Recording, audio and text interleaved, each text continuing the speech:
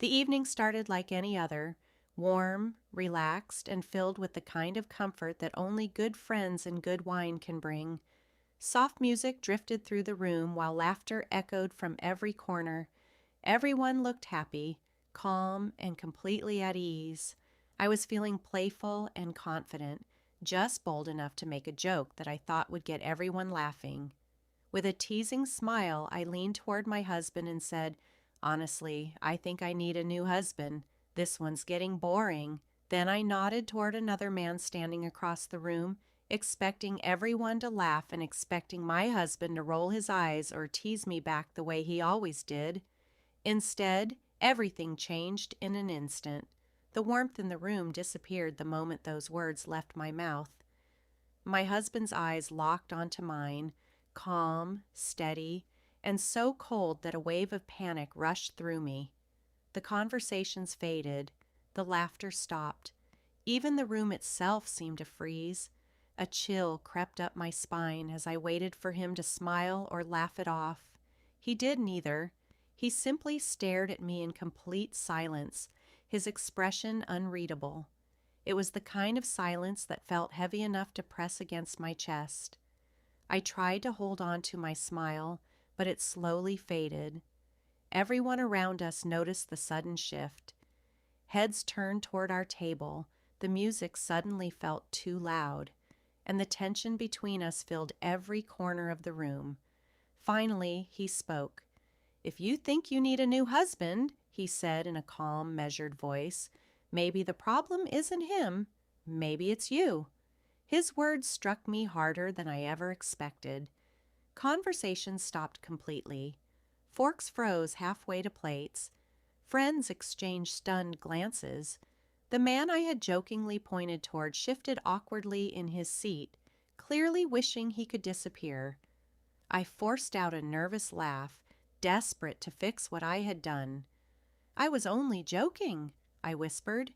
Even to me, the words sounded empty. They carried no confidence and no conviction. They vanished into the silence before they could make anything better.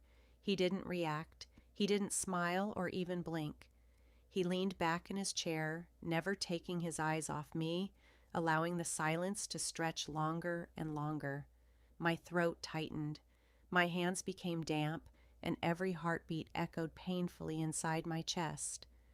"I didn't mean it like that," I said again, my voice trembling. I gripped the edge of my chair, hoping to steady myself, but nothing could stop the heat rising into my face. The confidence I had felt only minutes earlier had completely disappeared. Everyone watched quietly. Some whispered to each other while others looked away because the tension had become almost unbearable. No one interrupted. No one dared. They could all feel the control he held over the room without ever raising his voice. Then he spoke once more, even more quietly than before. "Jokes have a way of revealing what people try to hide, and once the truth slips out, you can't pretend it was never there." A shiver passed through the room. There was no anger in his voice, no shouting, just complete control. His calm authority was far more powerful than any outburst could have been.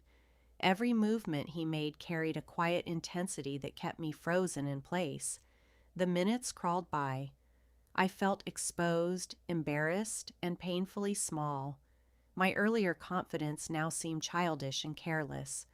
Around the table, people exchanged uncertain looks, their surprise written plainly across their faces. The man who had become part of my joke shifted uncomfortably again, clearly caught in a situation he had never wanted to be part of. By the end of the evening, I barely spoke. I sat quietly, replaying every second in my mind. A joke I had thrown out so casually had spiraled into something far bigger than I had imagined, leaving a silence that lingered over everyone. My husband had never shouted, he never needed to. His silence, steady gaze, and carefully chosen words had done far more than anger ever could. They exposed my thoughtlessness and reminded me how one careless sentence could change the entire mood of a room. When the last guest finally left and the cool night air touched my face, the feeling still refused to fade. I had walked into that gathering believing I could flirt, joke, and laugh without consequences. Instead, I walked away, humbled, shaken, and carrying a lesson I would never forget. Some jokes don't simply fall flat. Sometimes they break something that cannot be put back together.